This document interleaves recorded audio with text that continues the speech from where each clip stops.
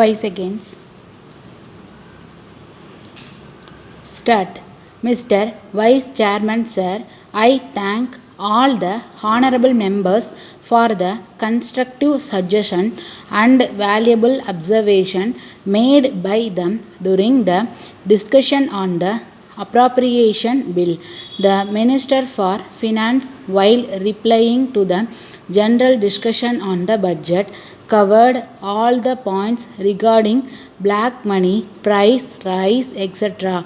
So I do not think that it is necessary now for me to deal with them once again, and I do not want to waste the time of the House on those points, as many as 10 members have spoken on various points. Even though I will not be able to reply to all the issues raised by them, I shall try to satisfy the honorable members as far as possible. At the outset, one honorable member spoke about non-performance of public sector undertakings. I share the concern of the honorable members about the performance of public sector undertakings. I would like to say that the government also are not fully satisfied, and that is why it has been included as the last item in the 20-point program.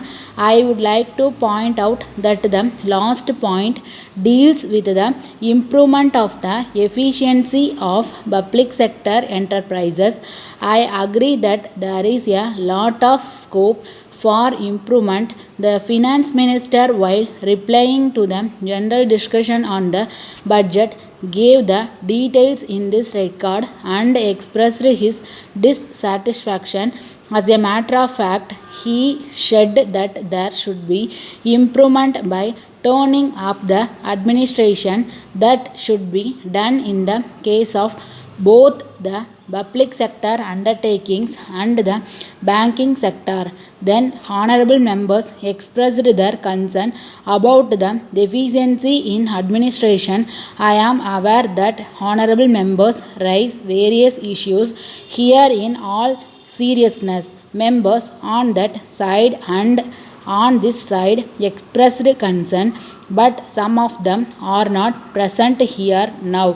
One honorable member spoke about the weaknesses in the banking sector, and in this connection he dealt with corruption. If I am right, last year in his speech he referred to corruption in the integrated rural development program. He pointed out that in the matter of purchase of pump sets, the price quoted by the bank people was higher than the price quoted in the market. He also stated that the benefit was not reaching the weaker section of the people, and he also stated that there was some kind of corruption. In all seriousness, he has stated that there is corruption, that there is some deficiency in the administration, and that the government should take necessary action. No doubt it is a very good intention. Now, if these issues are taken into consideration, and if somebody takes steps seriously, what would be the fate of that person? I am bringing this to the notice of the House. Honorable members may remember what happened in this House the other day. In the present circumstances, if we want to remove corruption, honorable members should realize what the reaction would be from the point of view of the people.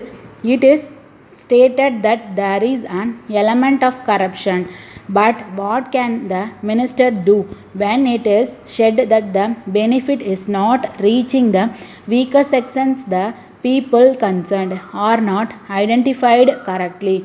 Then it is said again and again that the living condition of the poor sections of the people living in the rural areas should be improved. If we do something, it is said that it is political. I have already stated what we have done after we took charge, and I do not want to repeat it.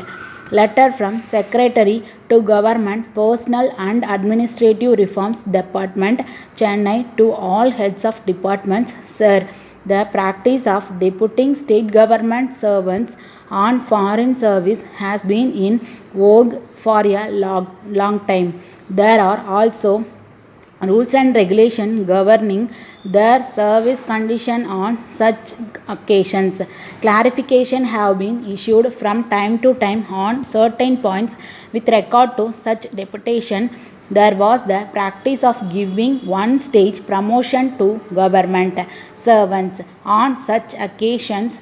It had been ordered some time ago that the existing orders of giving one stage promotion under the foreign body when government servants were deported to foreign service were cancelled. In this connection, a doubt has been raised whether the request of the Government of India for deputation of personnel on higher scales may be allowed. It is clarified that the above order are applicable only to deputation of state government servants to state undertakings on foreign service terms.